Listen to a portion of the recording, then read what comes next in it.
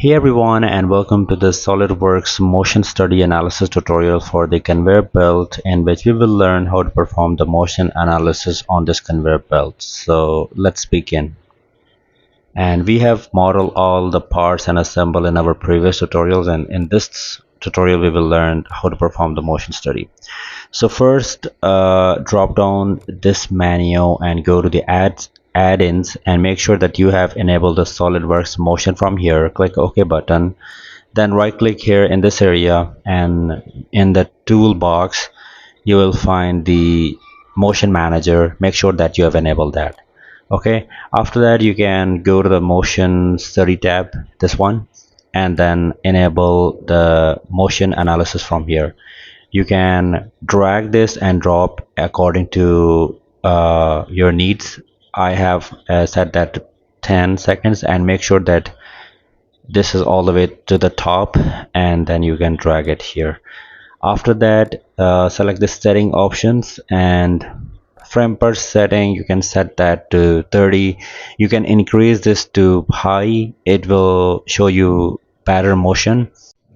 And after adjusting that, I will go to the gravity option, and I will select this vertical face of the package box, and I will assign some gravity value, let's say 100, and then check the box. Okay, the next thing is the contacts. So select the contact and check this box, use contact groups. You will see two tabs, so let me drag that down so you can see both of these tabs.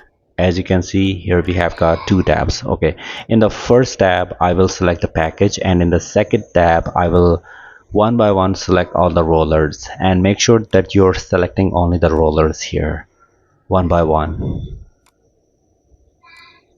Okay, so we are done here.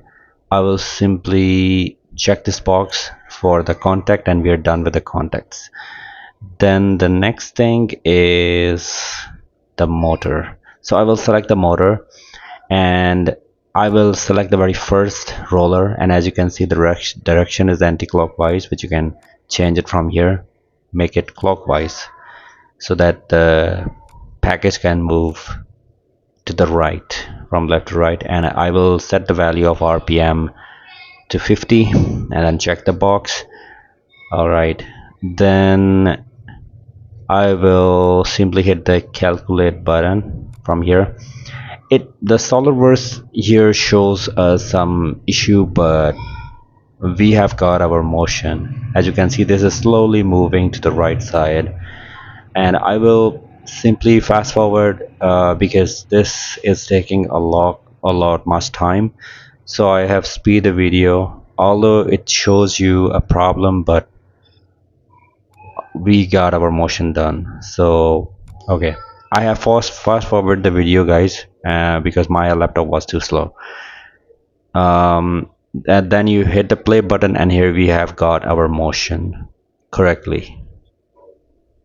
Okay, alright, so let me show you how you can set the orientation. So let's say that you set this orientation, rotate it and place it into the middle.